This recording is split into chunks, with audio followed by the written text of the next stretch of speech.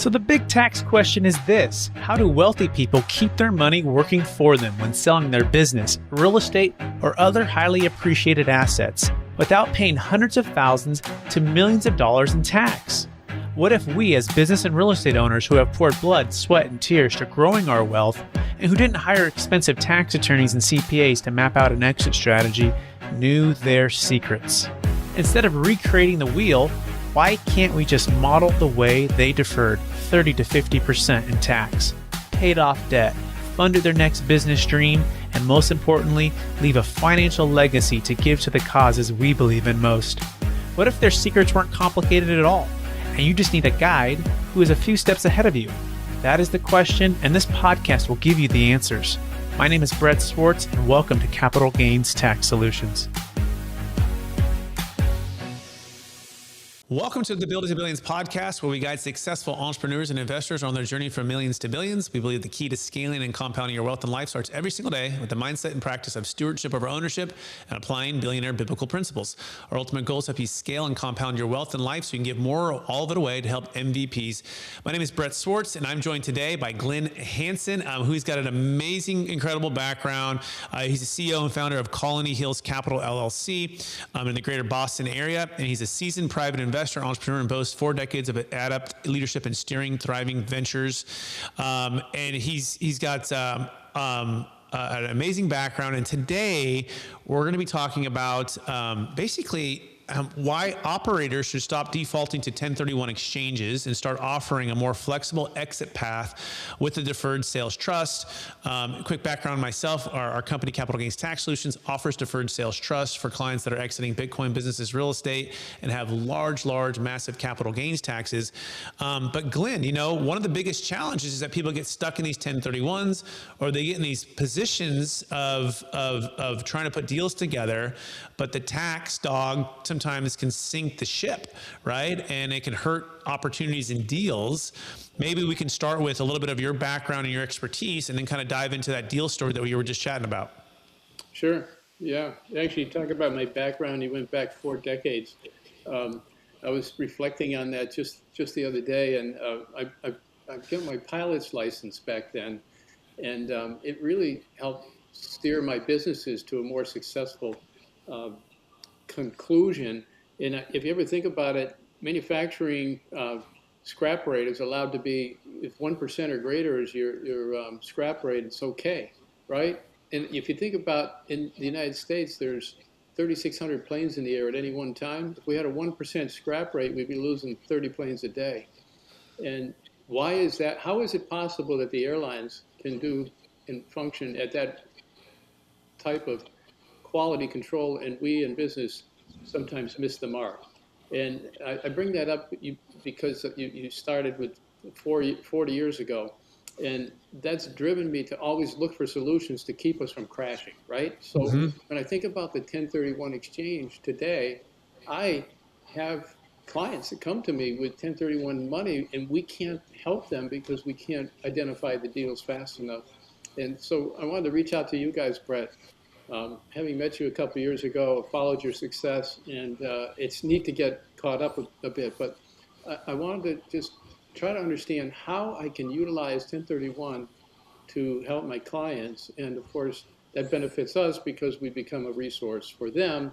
And when we first met, and you talked about 1031, or you talked about the tax gain solution that you have, it wasn't something on my radar, and I'm not sure that you had fully baked the way to manage it. So I'd really like to dig in under the hood and see, what have you figured out so that we can transfer those people over to you, and you can satisfy them, and then hopefully they'll invest more with us.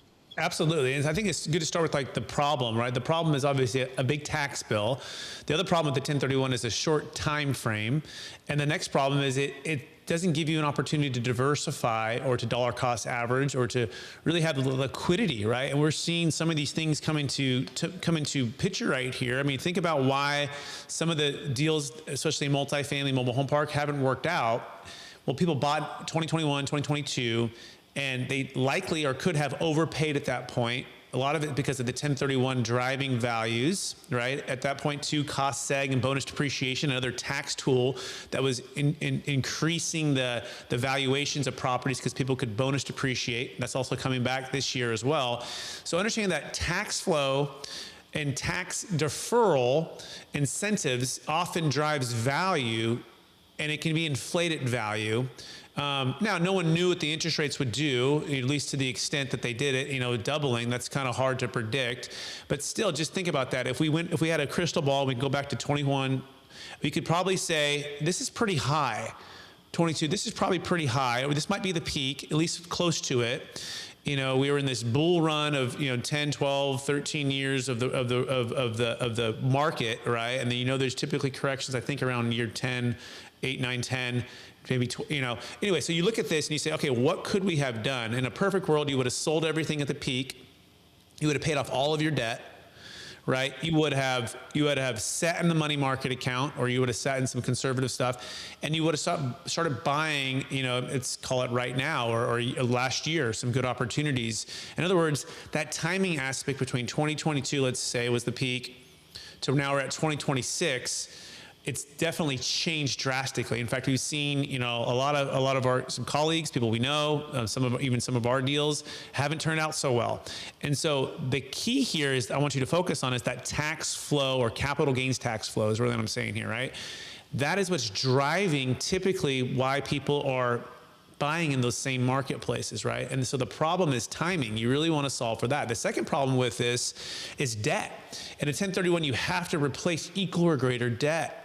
So it's equal or greater value, but people forget that means if you have debt on the property, you've got to replace the debt. Well, what happens when your debt interest rate goes from 3.5 to 6.5, 7? Well, you have a big problem, right? If you've over leveraged.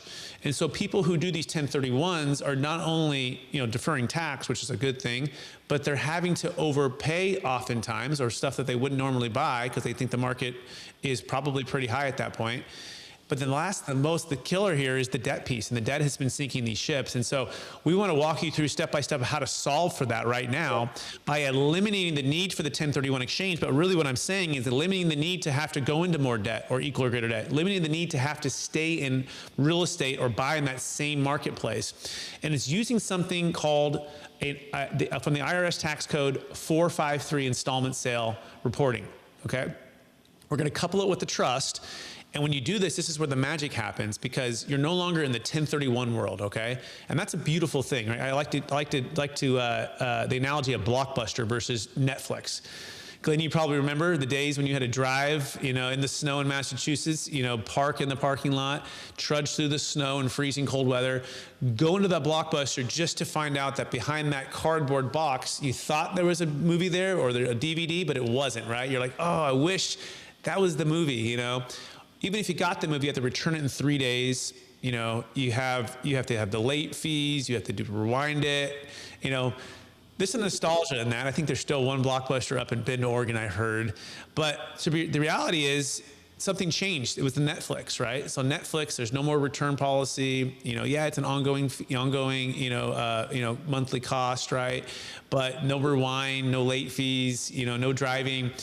That's what I'm about to tell you, because what we have here with an installment sale with the trust, known as a deferred sales trust, you're able to sell and defer the tax and have none of the time restraints, none of the debt replacement requirements. There's some rules that we have to follow a little bit here in case we have debt over basis. But what this does is it gives you, the operator, Glenn, or anyone who's listening to this, the ability to now go into investments, not only at any time, but also any investments of any kind. So it can be into passive real estate deals. It can be in the stock market. It can be sitting in the money market account. It can be in real estate debt deals. It can go back into your own deals. In other words, you're not constrained by time. You're not constrained by debt replacement. And you're not constrained by asset type. And you ask, why is that? Well, why can we do that? Because we're not using a 1031 exchange anymore. We're eliminating the need for the 1031 exchange. So the first thing to understand is our strategy and our process eliminates the need for the 1031 exchange forever, number one. Number two, it also gives you the ability to save a failed 1031 exchange. We'll talk about that here in a second, but I want to make sure the first one makes sense, Glenn. Any comments on timing, debt replacement, and flexibility for investing so far? No. I comprehend what you're saying. How do you apply it? Okay, let's do an actual real case study, right? That'll kind of bring this to life. We had a deal I'll use one in Sacramento. Warren and Catherine, they're selling a multifamily property for $2.5 million. Their basis was pretty low. Had they sold and not done any planning, they would have paid about $1 million of tax. So their biggest constraint was time. I mean, they had made their kind of multiple millions of wealth, in their mid 50s, and they're really wanting to free up their time to spend with their kids, travel more, and basically move to more of a retirement passive stage. So what's beautiful about the trust is it allowed them to not have to do a 1031, trade their 15 unit property for 30 units, right? In other words, they had 15 problems, they didn't need 30 problems, right? And so they were able to do that, sell, pay off any debt that they had, diversify their wealth. And so they sell it to the trust is step one, and the trust sells it to the buyer, step two. It's actually really simple. This trust comes inside of the escrow through a contract, and it's basically an assignment of sale. And so they sell it to the trust on an installment sale method, known as again IRC 453, and they report it as an installment sale. And then the trust sells it to the buyer, and the trust has no gain, Glenn, because it sold it for the same price that it bought it for. And the trust is an unrelated party to Warren and Catherine, and it owes them money and gives them a promissory note. In this scenario, I think it ended up being around maybe 2.3 million or so, whatever, net of closing costs or such, that went into this trust that owes them this promissory note, owes them this money via a promissory note. And now the funds are sitting at Charles Schwab, and then it can be invested back into deals like with Glenn or back into their own deals, and they can diversify. And that's really the key here. I mean, think about it.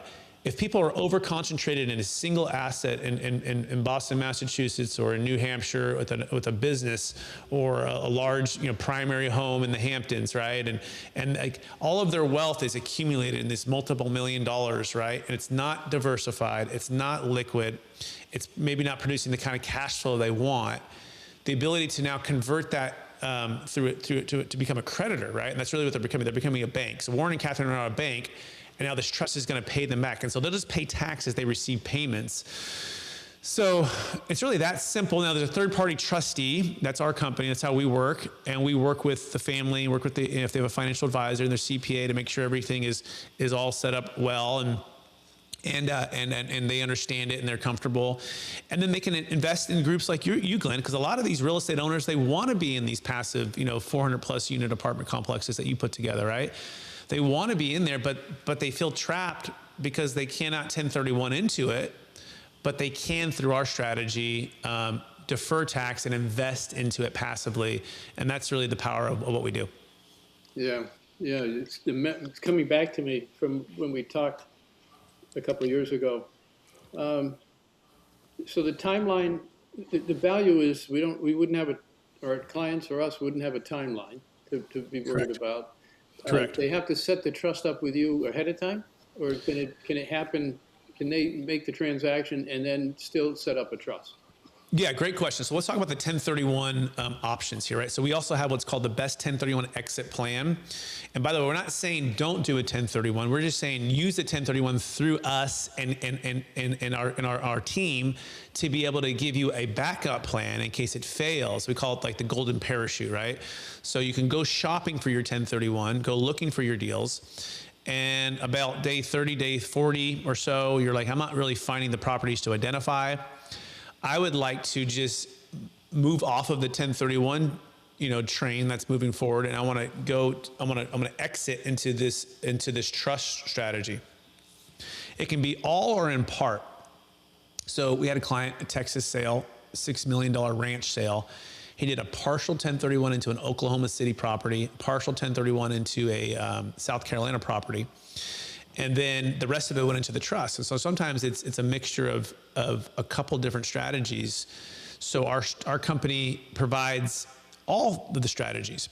But our advantage, especially for the 1031 buyer, is that you no longer have to feel forced to buy a particular size deal in a particular time. Now you might be in a $100 million exchange and find a perfect $25 million deal. Well, great, buy that with the 25, the other 75 can go into the trust. That's a great thing, right? Rather than being like, I love that $25 million deal. I kind of like this $110 million deal. Man, I'll buy the 110 just because it fits the exchange. No. Don't let the tax tail wag the investment dog, right? Buy the 25 and put the remainder into our trust, right? Because you could always turn around and invest into that deal later on when the timing's right, which again, back to the 2021, 2022, probably the peak, knowing what you know now, you would have sold everything.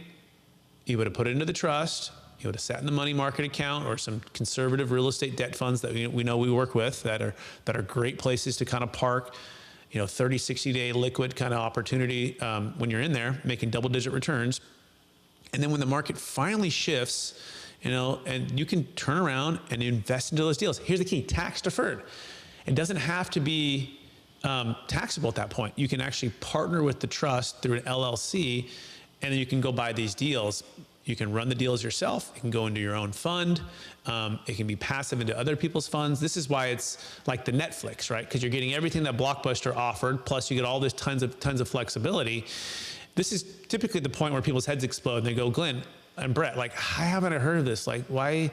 Where has this been? And it seems too good to be true, which we can touch the three biggest objections here in a second. But back to the 1031 part of it, you work with us, and then we give you both options. Now, let's say you're not 1031 eligible. You say, Brett, I'm selling a business, I'm selling Bitcoin or stock. Can I still use your strategy? Yes. And all three of those are not 1031 eligible. We also work for primary homes. None of those are 1031 eligible. So in that scenario, Glenn, we need to set it up prior to the close of escrow. So you'd be under contract. Ideally, you even get this in place before even contract is even more ideal. But here's the key. We work on we call it a pressure-free, promise. Like, we'll never talk you into anything. And if for some reason your deal doesn't work out, you don't owe us anything. If your deal doesn't close or you don't want to use it, we don't owe us anything. But our trust gets put in as an option into the contract, right? And as the deal goes along, then it can be executed at the end of the sale. And at close of escrow, the funds can go to the trust. Wow, you've got that worked out pretty good. Yeah. So, Brett, you're talking about the trust, and my memory's coming back up. How does it function when it's in the trust? How can I control that money, or do you control it? And what percentages can we take out and not be burdened? Great question. So there's three major objections, and we'll touch on the one number one that seems to be the toughest one for people, is the control, right? So if you've ever done a 1031 exchange, you've given up control for a period of time. That's part of the rules. You've got to send it to a third-party qualified intermediary, and you got to follow the rules. 45 days to 180, depending on your identification and those things. So think of us kind of like a long-term 1031 exchange company, kind of like, okay? Or kind of like an IRA company or 401k company, where you're sending it to a third-party group, and there's certain parameters and compliance and controls in place, but you do have to give up some control, and this is what enables the tax deferral and the tax code. And so what does that mean practically? Well, first of all, the funds are never invested into anything that you don't approve, but you are the creditor, right? So you're like the Bank of Glenn. Let's say you did a $10 million deal exit out of in Massachusetts, right? And you had a zero basis on the property, and you had zero debt to keep it simple, and you sold it for $10 million. You would have paid, I don't know, $3.5 million of tax, but instead the full $10 million's in the trust. We write a note at, like, let's say 9%, and so it's $10 million earning, hopefully earning 9%. But you have to approve of the investment. So funds hit the Schwab account. Now, an advisor says, you know what, Glenn, I'd like you to go into these investments. Here's what I think. What do you think? And you either say yes or no to that. Trustee says either yes or no to that. Collectively, we say yes together. Technically, it's the trustee who is on the with the trust on the account, but you're the note holder, right? And so we have a policy where we want to invest, and there's no upside for us to say yes to something that you don't say yes to, right? So we have a policy, that's how we work. But giving up some of that control allows for the tax deferral, right? Because think about it, the government gave up their $3.5 million of control. So you can have unilateral control of, let's say, $6.5 million, or you could have, you can call it bilateral control, or just less control than unilateral. And that allows for this tax deferral, right? Now, the second piece of this is really important for the entrepreneur like yourself, Glenn, is you can partner with the trust. And so this is the piece where you're like, well, what are you really giving up? If you could turn around, and we like to say about 80% is a general rule of the 10 million that you could turn around and just go back into your own deals. It's a good rule of thumb where you are the managing member of a new LLC and you're running that, and the trust is a silent joint venture partner. Now, this is beautiful for the entrepreneur because isn't that what you want? You want to be able to do your own deals and call your shots and hire the property manager and do all the different things, right? Yeah. And so the trust can silently partner with you on a deal. As long as it's a business or investment, it's not your primary home, it's tax deferred. That's the game changer, honestly, right? Because now you're right. Now the other 20% is still, you still approve, trustee approved, but that's good to keep some diversification, some liquidity. So that's a general rule of thumb. Every client's a little different based upon their risk tolerance, based upon their income needs, right? And so someone we might more recommend like, hey, only take 50%, because this is, and be more diversified. It's dynamic. This is why we want to work with financial advisors and kind of work all through these things. But that's kind of the controls. The other thing I'd say is there's lots of transparency because you want to make sure you can trust the trustee in the process. We have a third-party tax preparer and full. They do the full bookkeeping that you give access to all of that. There's a third-party tax attorney that does all the legal work. There is third-party places like Schwab that are housing all of the capital. And all of their statements and all of the logins you can have there. In other words, it's very transparent and it's very clear and clean when it comes to understanding the numbers and where everything's at. Yeah. Wow, you did work this out. So those were some of my early concerns. At this point, how much have you done? Like, how many deals, or can you say? Yeah, we're closing in on about $1 billion of closed transactions through commercial real estate transactions, 1031 exchanges. We've been parts of Delaware Statutory Trust and the Deferred Sales Trust, and this is collectively like brokering, investing, and helping people exit over all the years. So it's been a journey. I started at Marcus and Millichap in 2006 before the crash, helping people buy and sell multifamily properties.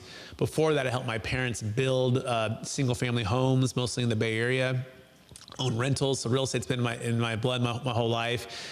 And then I just had the fortunate opportunity to meet a really brilliant tax attorney, CPA, who's basically taught me everything we've been talking about here in the last 30 minutes or so about how to do this. And then you just start to do it and you actually learn it, right? So and you become proficient in what I'm talking about here. And that's really the key here. Like, you hire the who, don't be the how, right? So you hire the CPA to report your taxes. You hire us to help you with your capital gains tax exit planning. You hire us to help you through your 1031 exchanges. And then you will learn as you ride this bike with us how to do this. But it does take riding the bike. Like the first time you did the 1031, Glenn, you didn't know how to do it. You hire the 1031 company. They help walk you through it. And then when you've done a couple of them, it starts to become easier. The first time you put your syndication together or your fund together. So that's really the key. We're the guide to help you every step of the way, but the key outcomes are massive. By the way, I want to touch on one other one that we hadn't actually prefaced, and it's one that gets missed, and it's the death tax and the estate tax, Glenn, right? Just teeing that up for everybody. This is the one that's, I think, the most missed estate planning tax that people just don't prepare or aren't really prepared for. So, Glenn, as you probably know, the stepped up basis does not solve for the death tax. The stepped up basis only solves for capital gains tax. And so if Glenn is worth $130 million, say hypothetically, and he's married, and let's just say $30 million of that is exempt. That's the exemption amounts. Let's say all $130 million of those apartment complexes are inside of his taxable estate. Well, a lot of people would think, well, Glenn passes away, his wife passes away, the basis gets stepped up. Correct, on the $130 million. However, the death tax is something outside of that. Estate tax, death tax, that's 40% of anything above 30 million. So if we take 130 million minus 30 million, Glenn, that gives us $100 million inside of your taxable estate. Times by 40%, that's $40 million. Who's going to pay that? The great question. And so when the kids get it, they're either fire selling the property, trying to refinance the property. A lot of people are maybe trying to buy a bunch of life insurance that is very expensive, or they're giving it all away to charity before they die. Now, so I missed something though. When you start talking about this, how does your program prevent that? I think that's where you were going, and if you mentioned it, I didn't pick it up. Yeah, so now let's talk about how we solve for that, okay? So again, quickly, people typically solve it for this way. So they try to gift it away to their kids, but they run out of kids and they run out of time because you can only gift so much per year. They try to buy a bunch of life insurance, but that's really expensive, and that only puts a Band-Aid on the 40 million. They give it away to charity, which we love charity, but not everyone's 100% charitable, okay?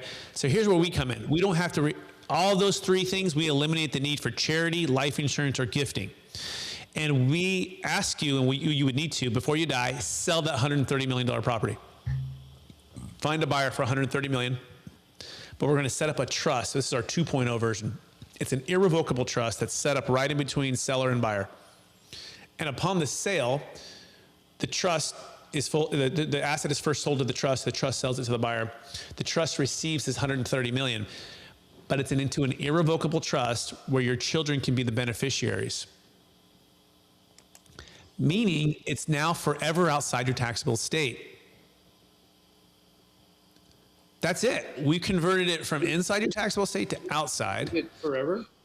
Forever. I mean, as long as you don't dissolve the trust while you're still alive, and the trust is not dissolved, as long as it's, you just, you keep it in the trust, and it's invested into whatever you want. You can still invest into all the things we talked about before. That doesn't change. Same price. It's a different type of payout based upon your life expectancy, Glenn, and if you're married, your spouse's life expectancy. You will pay cap gains tax and ordinary income tax over your lifetime. So a little different than the other version as well. But upon your passing, it passes estate tax free. So we just eliminated $40 million of that estate tax. That alone is to compel people to sell today, right? And the capital gains tax is also eliminated as well, because you would have been paying that over your lifetime, right? So that is one of the downsides of it. You will take payments during your lifetime. You will pay some cap gains tax. But let's just say that 130 million grows to 500 million over 20 years, Glenn, hypothetically, right? Now you take 500 million basically minus your 30 million exemption. Okay, just doing some math here. That's 470 times by 40%. That's $188 million elimination. So it's exponentially working in your favor because you're growing it outside your taxable estate. This is what we can do. Real quick on the background too. There's been thousands of transactions with these trusts, close to 30-year track record. Now I think over 30 no change audits, just about. That's pretty impressive. Yeah, I mean, I think that's important, right? There's lifetime audit defense provided by the tax attorneys. So batting 1,000 so far. Now let me finish the other two objections that I promised I would touch on. I touched on the control one was the biggest objection. The other objection was the legal one. Like, people go and they hear this and they go, but Glenn and Brett, like, I work with some of the top CPA firms, and I work with top tax attorneys, and I work with top commercial real estate brokers and financial advisors. How come they haven't heard of this? Why don't they know about it? Or it seems too good to be true. I would first say, number one, hey, we're happy to talk with them. Like, jump on a call with us. They sign NDAs. We'll walk them through, the details, how it works, our track record, all of the things. We've worked with national law firms. We work with financial advisors. We work with CPA firms. I mean, we have all of that, but just because you don't know us or how to do it doesn't mean it doesn't work, right? So just come sit down, have an open mind. We'll work through it. Number two, this is one of the best stories I have on this. It's a gentleman named David Young, and David Young worked with a gentleman named Bill Gross, and they built a company called PIMCO. You probably heard of them, Glenn? Yeah. And them, about 5 guys, they helped to build this thing from 80 billion to 1.2 trillion. This is like 20 years ago. Long story short, they all retired. They got a big payday from PIMCO. Well, David and 5 of the guys, they get the band back together and they form a company called Anfield Capital. And they look at this about 6-7 years ago. And like most of us hearing it for the first time, you're like, too good to be true. How do I know? Well, we said, hey, take a closer look, dive in with us, right? And they, okay, we will. And they had their legal team sign NDAs, and they did about a 2-year due diligence. They didn't just, it wasn't 2 weeks or 2 days. They really dug into this thing, right, over 2 years. They met and detailed it out, how it all worked. Well, long story short, after all of that, they said, you know what, Brett, And you know what, Mr. Tax Attorney, we're all in. We're in, and we'll manage any capital for anyone who wants to use this. We'll be part of the team. And so I always say, if it's good enough for David Young and his legal team after 2 years of due diligence, is it good enough for me, Glenn, or anyone else who's listening to this? I mean, he's one of the best in the world at what he does, right? 30-year track record, one of the biggest companies ever. And now he's not representing it as a tax attorney or a CPA. So definitely bring in your group to vet. We want to get their as much as we can, their blessing. But just realize that just because your CPA or tax attorney doesn't know about it, either A, you maybe need to get a different tax attorney, different CPA who does, or B, have him come in and let us educate him and make sure that you get comfortable with it. But realize that the tax attorney on this side and CPA is like the brain surgeon who's going to represent you in the audit. Your family practitioner or your guy who's a specialist in just reporting and some cost seg and some 1031s, like, that is different than what we have, and that's okay. Glenn, you wouldn't expect to go to a hospital or your doctor, your primary care physician, if you need knee surgery or you need your eyes looked at. You're going to get specialists for each area. That's understood, right? In the health world, sometimes it gets missed in this kind of in the CPA tax world, and that's what we want to encourage people to keep an open mind and show up and talk with us, and we'll walk you through it. Yeah. Exciting. I started out the conversation talking about the airline industry and their success, and the fact they have a lower scrap rate than the rest of the world in terms of running a business or manufacturing. And I think about what you're telling me here now is kind of like human factors in the cockpit. We've got to pay attention to what's going on and not just turn it away and really listen, understand what you at Capital Gains Solutions is talking about. Yep. I'm kicking myself because you and I had this conversation two years ago. Mm-hmm. You explained how it works, and I never took advantage of it. And shame on me. Well, we're here now, and people that are listening, I just want to kind of give you a quick little summary, and then we'll kind of wrap it up here. Like, the Deferred Sales Trust is not just about delaying taxes or deferring taxes. It's about creating a wider set of choices at the point of sale, such as that you can go in and invest with groups like Glenn Hanson and Colony Hills Capital, such as that you can diversify your wealth and eliminate estate tax, gain liquidity, get out of debt. So instead of forcing yourself or anyone you're working with to rush from one property to another via 1031 exchange, the Deferred Sales Trust can allow you to sell, defer tax, create liquidity, and redeploy capital over time into opportunities that make sense for you when they make sense. And that's why it's like the Netflix versus the Blockbuster. And so I want you to take action by reaching out to myself or my team members by going to capitalgainstaxsolutions.com. Whether you're a financial advisor, CPA, real estate broker, M&A advisor, or a client yourself that you're looking at it, go to capitalgainstaxsolutions.com to get started. And Glenn, if people want to check out what you're doing and your investments, what's the best place for them to find you? Yeah, colonyhillscapital.com. Perfect. Yeah. Awesome. Thanks everyone for listening, and we'll talk to you again real soon. Bye now. You have just listened to another information-packed episode of Capital Gains Tax Solutions with Brett Swarts. We hope you enjoyed today's show and found it helpful. Visit capitalgainstaxsolutions.com to access the show notes and to access more resources. Don't forget to leave a review and join us again next time.